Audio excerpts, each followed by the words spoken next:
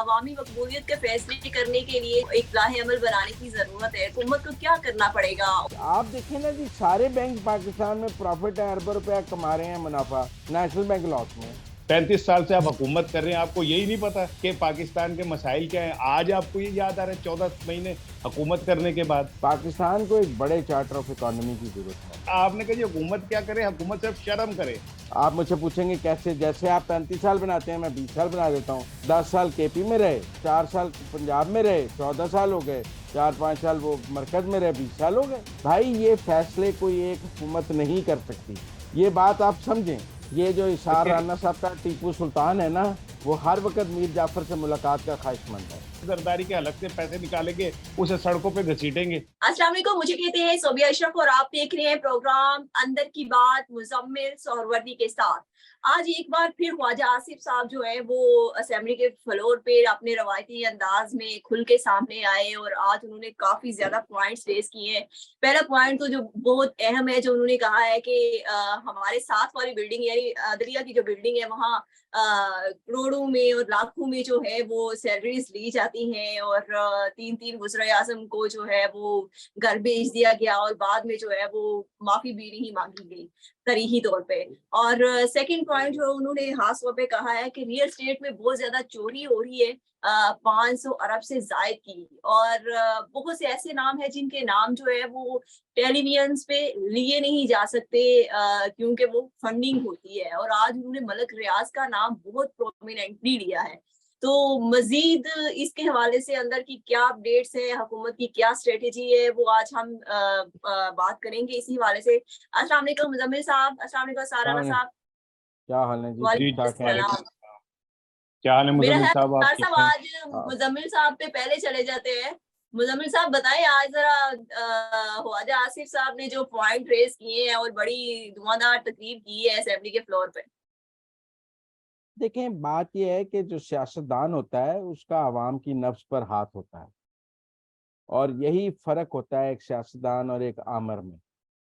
तो अगर सियासतदान का नफ्स पर हाथ है और वो हकीकत पार्लियामान में खड़े होकर बयान कर रहा है, तो ये कोई ताने या कोई नेगेटिव बात तो नहीं है। अगर मुल्क में लोगों के लिए भूख है, 2 वक्त की रोटी नहीं मिल रही है, तो कम से कम हमारे सियासतदानों को ये पता होना चाहिए कि लोग गरीब हैं, उनको नहीं मिल रही है। अगर किसी सेक्टर में माफिया का राज है और वहां से टैक्स कलेक्ट नहीं हो रहा, तो कम से कम उनको पता होना चाहिए, और फिर जब उसका इजहार करना शुरू हो जाए तो फिर उसके बाद उसका रास्ता भी निकलता है। लेकिन जब तक आप मिट्टी पाओ और उस पर गुफ्तगू नहीं करने की इजाजत होगी, देखें उसका जिक्र ना करें, ये ना करें, तो मैं समझता हूँ बात हल की तरफ भी नहीं निकलती है। 2 सेक्टर्स की बात की है उन्होंने, बड़ी स्ट्रेट बात की है, रियल स्टेट पे और जो सिगरेट पे। ये 2 पाकिस्तान के ऐसे माफियाज हैं जिनके 70 साल से हुकूमत है। मैं ये नहीं कह रहा कि आज हुकूमत है, पिछले दौर में थी, अलकादिर नहीं, उससे पीछे भी थी, उससे पीछे भी थी, उससे पीछे भी थी। और इनको एमनेस्टी भी हमेशा मिलती रहती है। इस बजट में भी इनको एमनेस्टी मिली है, जिस पर इतराज हो रहा है कि आप $1 लाख तक लाएं और उसके प्लॉट ले लें तो कोई आपसे पूछेगा नहीं, वो एमनेस्टी है ना जी रियल स्टेट को। पाकिस्तान के जो खसारे के इदारे हैं जिनमें PIA, steel mill, railway, banks, आप देखें ना जी, सारे बैंक पाकिस्तान में प्रॉफिट है, अरबों रुपया कमा रहे हैं मुनाफा, नेशनल बैंक लॉस में।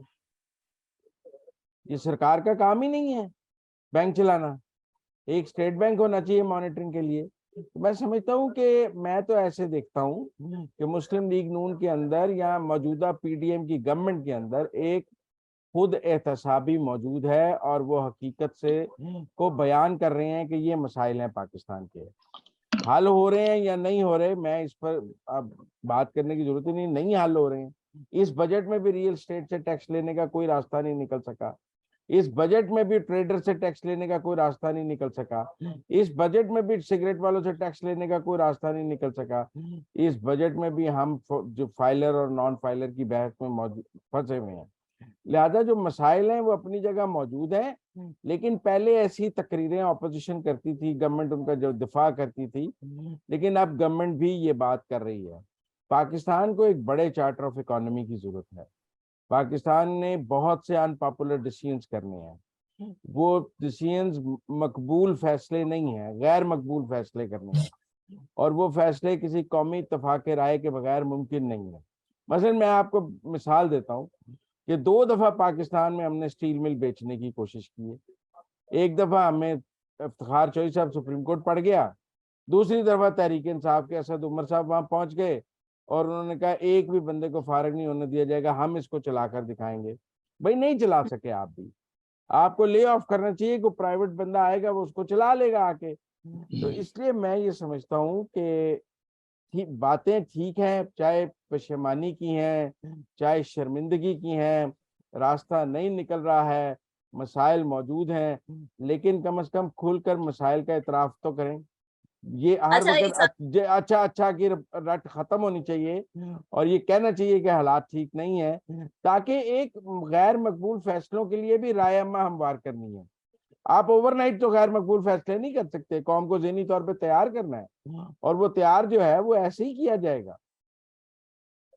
जी इसार साहब, ये मुजम्मिल साहब ने जो कहा है कि अवामी मकबूलियत के फैसले करने के लिए जो है वो एक लाहे अमल बनाने की जरूरत है, तो उसके लिए हुकूमत को क्या करना पड़ेगा, और आप मुजम्मिल साहब की राय से इत्तेफाक करते हैं? देखिए, मैं ना तो आपको आगाज में एक लतीफ़ा हल्का सा सुनाता हूँ, ज़रा माहौल बेहतर हो जाएगा। एक हॉकी मैच में ना जब ब्रेक ऊंचा हुई तो बोलें जरा। खिलाड़ी हॉकी मैच में ना जब ब्रेक हुई तो खिलाड़ियों ने अपने एक खिलाड़ी को पकड़ के कहा, यार तूने अपनी तरफ 3 गोल कर दिए। तो उसने कहा, हम्म, वो मैनू करन नहीं देंदे सन सामने वाले। हम्म, तो ये हुकूमत वही खिलाड़ी की तरह है भाई, और मिसनी औरतों की तरह रोने पीटने के लिए नहीं, आप हुकूमत में हैं। आप हमें ये ना बताएं कि कहाँ पे क्या खराबी है, आप हमें खराबी दूर करके दिखाएं। पिछले 35 साल से आप लोग हुकूमत हुकूमत में हैं। ये ख्वाजा आसिफ कोई अभी काका मुन्ना अभी नहीं आए हैं हुकूमत में, जो आज आके वो बता रहे हैं कि ये खराबियां हैं और ये बीमारियां हैं इस सोसाइटी के अंदर। 35 साल से आप हुकूमत कर रहे हैं, आपको यही नहीं पता कि पाकिस्तान के मसाइल क्या हैं। आज आपको ये याद आ रहा है 14 महीने हुकूमत करने के बाद। तो ये जो है ना, बेवाओं की तरह रोने पीटने का कोई फायदा नहीं है। आपने जो है ये हुकूमत इसलिए ली थी कि हम गुर्बत को दूर करके दिखाएंगे। आपने ये दावे किए थे कि इमरान खान ने मुल्क का बेड़ा गर्क कर दिया, हम मुल्क को संभाल के दिखाएंगे।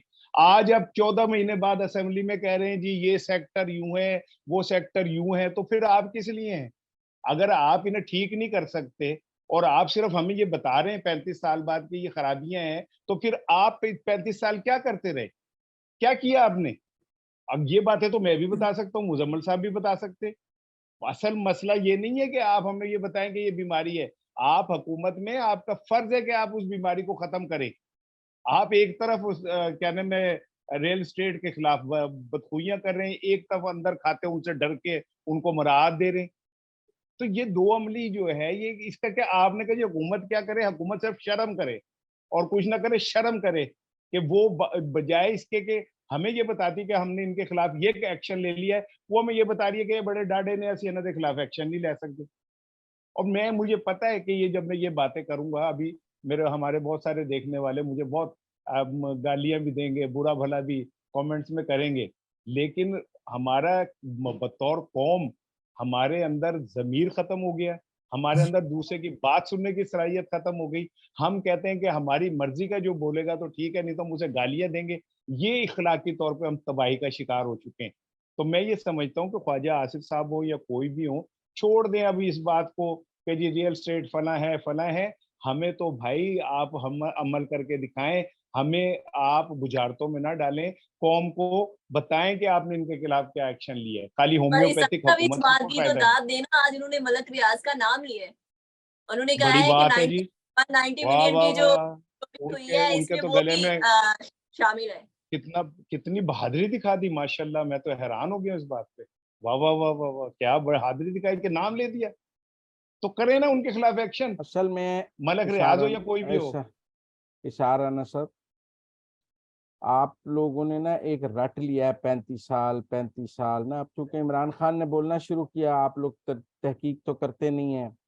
जो खान साहब ने फिगर बोल दिया 11,000 अरब की करप्शन हो गई, आप सब ने शुरू हो गए 11,000 अरब की हो गई। किसी ने कैलकुलेट तो किया नहीं मसला क्या है बीच में से। फिर किसी उन्होंने कहा 70% मेरी हो गई, बाद में वीडियो लीक हो गई कि मैं 70% दूंगा, ठीक है, लोग अट्रैक्ट होंगे।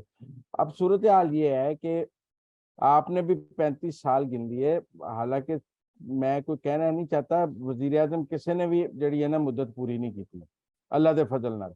ते 35 साल कितों हो गए किसी दे बतौर वजीर आजम।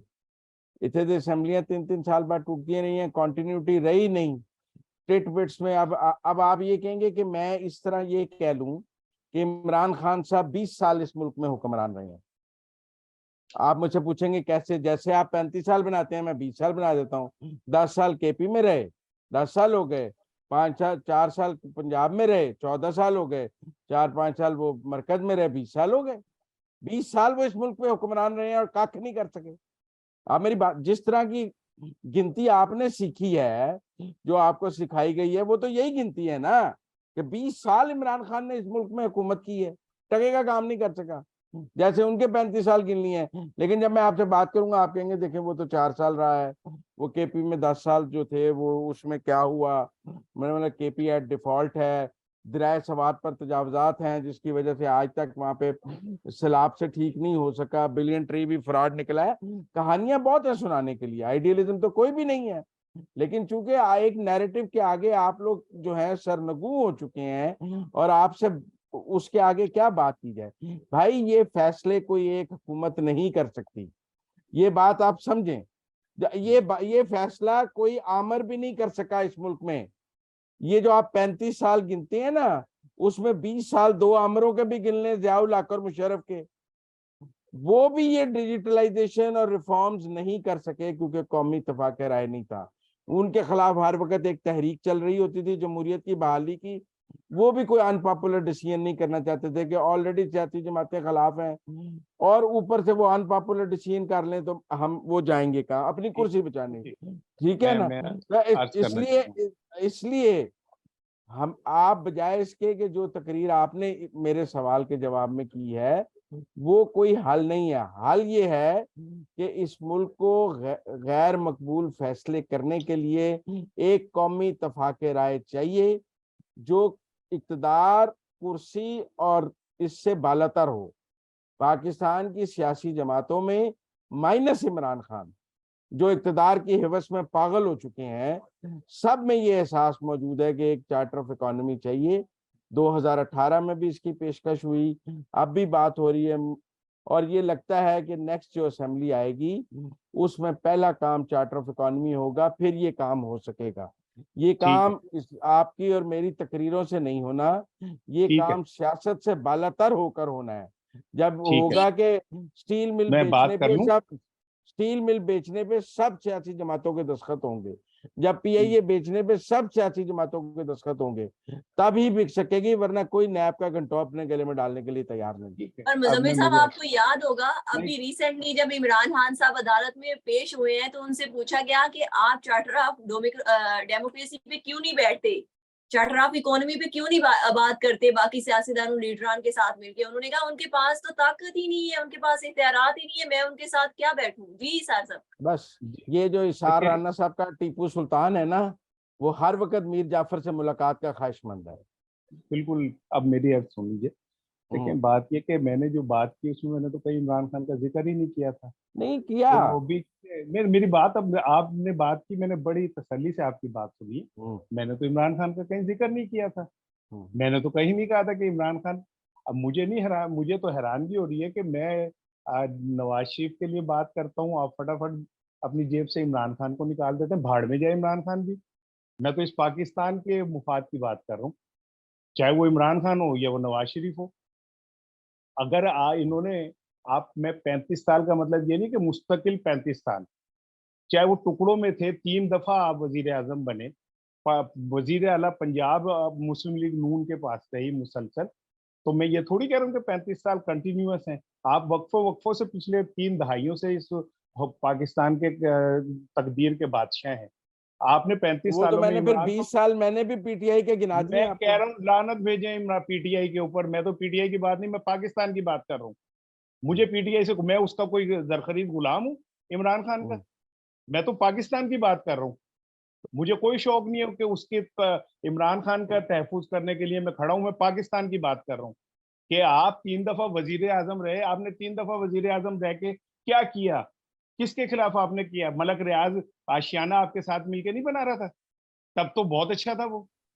और दूसरी बात यह है कि अभी आप my love my dear Muzammil Suhrawardy साहब मुझे ये कह रहे थे कि मैं जनाब अली फौरी तौर पे एक नैरेटिव लेके निकल आता हूँ। तो भाई मैं नैरेटिव की तो बात ही नहीं कर रहा, मैं तो बात ये कर रहा हूँ कि क्या पिछले 75 सालों के अंदर हम सिर्फ यही सुनते रहेंगे असेंबलियों की तकरीरें कि जी ताकतवर हमारे यूं है फला है? तो इन ताकतवरों को किसने नकेल डालनी है? किसने इन लोगों के हलक से पैसे निकालने? या वो फैशन के तौर पे ही आप कहते थे कि जरदारी के हलक से पैसे निकालेंगे, उसे सड़कों पे घसीटेंगे? आप सिर्फ मतलब रंगबाजी करते रहेंगे। पिछले 3 दफा वजीर आजम रहे, वो आपका केपीके में हुकूमत रही, सिंध बलोचिस्तान में हुकूमत रही, आप 2/3 अक्सरियत लेके आए, क्यों नहीं की कोई कानून साजी आप लोगों ने? क्यों नहीं आपने इन ताकतवरों के खिलाफ कोई दीवार खड़ी की? वो इमरान खान के नाम मुझे सुनाए, मैं इमरान खान का कोई मैनेजर हूं? अगर इमरान खान ने गलत किया तो इमरान खान को भी भुगतना चाहिए, लेकिन इसका मतलब ये नहीं है कि आप इमरान खान को सुबह शाम उठ के गालियां देते रहे और आप 24 करोड़ अवाम के लिए कोई टके का काम ना करें। आप तो ये कह के आए थे कि हम रियासत बचाने के लिए आए हैं, तो फिर क्यों नहीं बचा रहे रियासत? क्यों नहीं फिर आप रियासत के लिए खड़े होकर कड़वे फैसले कर रहे? अभी भी आप वहीं पे खड़े थे। तो मैं ये मेरे भाई मुजम्मिल साहब, मैं आपको ये गलतफहमी दूर कर लेनी चाहिए कि मैं इमरान खान का कोई पेड मुलाजिम नहीं हूँ। मैं एक आजाद सहाफी हूँ, जो बात सही समझता हूँ वो कहूंगा। कि अगर आप इतने ही वो तो चले, वो था क्या कहते हैं जो किसकी कह रहे थे आप, तो ये तो बहुत मोहम्मद बिन कासिम है ना, इन्होंने तो कई दफा पाकिस्तान और को फतह किया हुआ है ना, तो यही सही तरह इस्लाम के झंडे गाड़ देते, यही कोई बेहतरी कर देते, इनसे भी कुछ नहीं हो सका। जी सोभी आ गए। अच्छा चलिए, मैं जवाब दे दूं, मिराज मैं साहब, आपने जवाब दे अपना नहीं नहीं पॉइंट नहीं, दे दिया। आप जवाब देना चाहिए, मैं इसका जवाब देना चाहता हूँ। मैं जी मेरा जी। मतलब है कि वन साइडेड वर्जन पे तो ना चलाएंगे आप यहाँ पर। नहीं नहीं, सवाल मैंने ये है, आपके वर्षन पे जवाब दिया, बात पूरी हो गई है। नहीं नहीं, बात पूरी नहीं आपके हुई है। वर्षन पे मैंने अपना वर्षन दिया है। नहीं नहीं, आप बात पूरी नहीं हुई, हाँ, बात पूरी नहीं हुई है। देखें, चले करें पूरी। जब कोई किसी को टर्म पूरी करने का मौका ना मिले, तो आप मतलब आज इमरान खान का क्या है कि मुझे काम करने का मौका नहीं मिला, मैंने तो आखिरी 1 साल में तूफान मचा देना था, मेरे काम करने का मौका नहीं मिला। मैं कहता हूँ कि जब तक जमहूरियत में कॉन्टिन्यूटी नहीं होगी, कोई टर्म पूरी नहीं होगी, किसी को काम करने का मौका नहीं मिलेगा, वो जवाबदेह भी नहीं है। आप मेरी बात समझें, बिल्कुल। अगर आपने किसी जमहूरी हुकूमत को, किसी जमहूरी लीडर को गैर जमहूरी तरीके से उतारा है, गैर आईनी तरीके से उतारा है, तो फिर वो आपके उस दौर का कैसे जवाबदेह है? काम तो बहुत किए हैं इस मुल्क के सियासतदानों ने, इस मुल्क के सियासतदानों ने मुल्क को जोड़ा है 18वीं तरमीम से, कोई आमर कर सकता था ऐसे? इस मुल्क के सियासतदान, जब भी इस मुल्क से आमरीत गई है, अंधेरों में डूबा हुआ पाकिस्तान देकर गई है सियासतदानों को। जियाउल हक गया पाकिस्तान में 8-8 घंटे 12-12 घंटे लोड शेडिंग थी, मुशर्रफ गया 8-8 घंटे 12-12 घंटे लोड शेडिंग थी। जब ये सियासतदान आते हैं, इनको एक अंधेरे में डूबा हुआ पाकिस्तान मिलता है, क्योंकि आमरीत जो है वो इस मुल्क में 10 साल रहती है।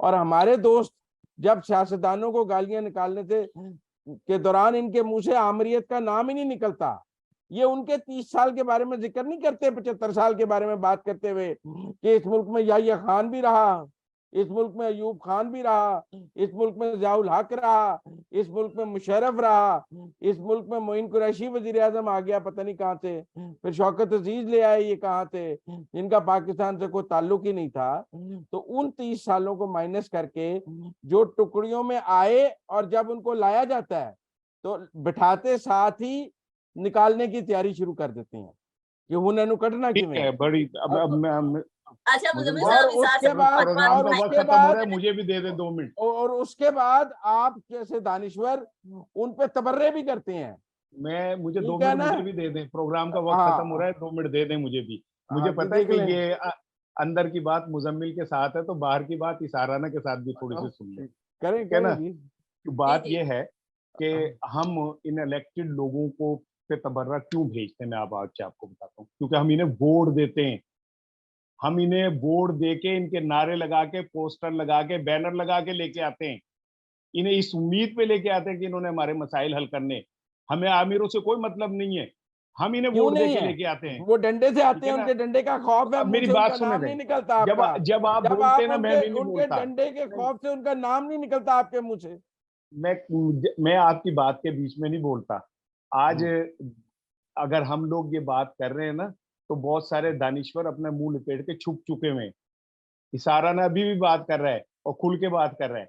और दूसरी चीज ये कि मैं बिल्कुल जिन डिक्टेटरों ने इस मुल्क का बेड़ा गर्क किया, वो कौन से खुद खुश रहे?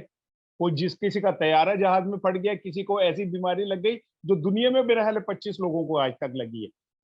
उनको अल्लाह इंतकाम लेता है। लेकिन मुझे ये बताएं कि ये जमहूरी हुकूमतें जब कंप्लीट नहीं करती अपना टेन्योर, तो ये जो कुल्हाड़ा है आमरीत का, लोहे का, इसमें लकड़ी का दस्ता कौन होता है? सियासतदान। नवाज शरीफ का काला कोट पहन के यूसुफ रजा गिलानी के खिलाफ अदालत में पेश नहीं हुए थे? और नवाज शरीफ की वकालत की वजह से यूसुफ रजा गिलानी की वजारत उस्मा नहीं गई थी? अपनी दफा आप जो हैं बेनजीर के खिलाफ कौन लेके आया था उसामा बिन लादेन से पैसे लेके तहरीक अदम एतमाद? तो अपने गिरेबान में भी झांकना सीखे ना। आज ये मत ऐसा कहें कौन कि हमें लेके हुकूमत आया था? नहीं दी। ये भी मैं बता दें अब आप। नहीं, अब इशार राना साहब सबको ये नहीं पता है, बताएंगे। सबको पता नहीं है, नहीं, और सबको इशार पता है राना कि साहब किसने उसामा बिन लादेन से पैसे लेके बेनजीर के खिलाफ अदम एतमाद लाया, कौन मैं काला कोट पहन के यूसुफ रजा गिलानी के खिलाफ और फिर जब यूसुफ रजा गिलानी को हटा दिया गया तो तकरीर की, ये कुछ जंगल है, हम तुम्हें यूं नहीं करने देंगे, तुम सुप्रीम कोर्ट का हुक्म नहीं। आज तुमने सुप्रीम कोर्ट को जूतियों में पहना हुआ है। तो सिस्टम नहीं ठीक करना है ना, तो दूसरों को गाली देना बंद कर दें। मुजम्मिल सोरवर्दी साहब, अपनी नहीं, जिम्मेदारियां गाली सारी मैं पूरी करें। समझता हूँ ये जरूरी कि नहीं है कि अच्छा, आप जमीन गालियों के की जवाब बात में इस आप किसी पे नहीं इल्जाम कीजिए। लगाएं। पाकिस्तान को गालम गलूच के कल्चर ने जितना नुकसान पहुंचाया है, हमारी नई नस्ल तबाह कर दी है इस गालम गलूच के कल्चर ने। मैं जरा रिकॉर्ड की दुरुस्तगी के लिए सर वर्ष करना चाहता हूँ कि वो जो अदम एतमाद थी उसमें बेनजीर फातेह थी। आप मेरी बात समझ लें, अब जरा एक मिनट। बेनजीर फातेह थी, वो अदम एतमाद नाकाम हुई थी, बेनजीर की हुकूमत नहीं गई थी। इसी तरह जो यूसुफ रजा गिलानी के खिलाफ मेमो गेट में वो गए थे, उस मेमो गेट के नतीजे में कोई यूसुफ रजा गिलानी की हुकूमत नहीं गई थी। देखिए ना, डिस्टॉर्शन ऑफ क्यों फैक्ट्स अपनी अदालत ने जगह है। क्या यूसुफ रजा गिलानी को अदालत एक ने नहीं मिनट, फारिग कर हुकूमत दिया था? नहीं गई थी यार, भाई है बात मेरी हुकूमत वजीर नहीं आजम को गई, तो हटा दिया था कि नहीं नहीं हटाया था? हटाया था, उस पर नहीं हटाया चले था। जाएं देखें पढ़ तारीख, ले, आपको पता चले पढ़ ले। कि यूसुफ रजा वो गिलानी को वो किस वजह से भाई, हटाया गया था। नहीं, आप गलत बात कर रहे हैं। उनको हटाया गया था कि वो जो एनआरओ हुआ था, वो जो नेशनल रिकंसिलिएशन ऑर्डिनेंस था, उसमें वो इफ्तिखार चौधरी के कहने पे खत नहीं लिख रहे थे, जो बाद में राजा परवेज अशरफ ने लिखा। एक वजीर आजम की कुर्बानी देकर लिखा पीपल्स पार्टी तो ने इन्हें अदालत में अब वो दो उसमें गए थे, दो वो अटेम्प्ट उसमें नाकाम गए। हो गए, इसमें मेरा क्या नहीं, कसूर है? नहीं, वो उसमें गए। देखिए ना, आप डिस्टॉर्ट ना करें फैक्ट्स को। वो उसमें उनकी वजारत उसमें अदालत से गई थी कि वो खत नहीं लिख रहे थे अदालत के हुक्म के बाद। वो मेमो गेट पे नहीं गई थी, मेमो गेट पे कुछ नहीं हो सका था, इसलिए। चले और कल करते, सो भी आपका महल प्रोग्राम का वक्त खत्म हो गया, ये बोले जाएगा, मुझे बोलने का मौका नहीं देगा ये। नहीं, अच्छा, मैं आप आखिरी तरफ हकायक एक को खबर तोड़ मरोड़ के सुनना ना चाह पेश रही थी। करें, आप हकायक को तोड़ मरोड़ के ना पेश करें। अच्छा ठीक। चले ठीक है, thank you so much Muzammil साहब और इसार राना साहब। हमारा टाइम खत्म हो जाता है, इंशाल्लाह कल फिर हाजिर होंगे एक नई हमारा खबर के टाइम साथ। नहीं खत्म हो रहा, प्रोग्राम का टाइम खत्म हो रहा है। अरे अल्लाह जी, हमारा टाइम सलामत टाइम रखे। खत्म हो गया। इसके साथ ही हमें इजाजत दें। अल्लाह हाफिज।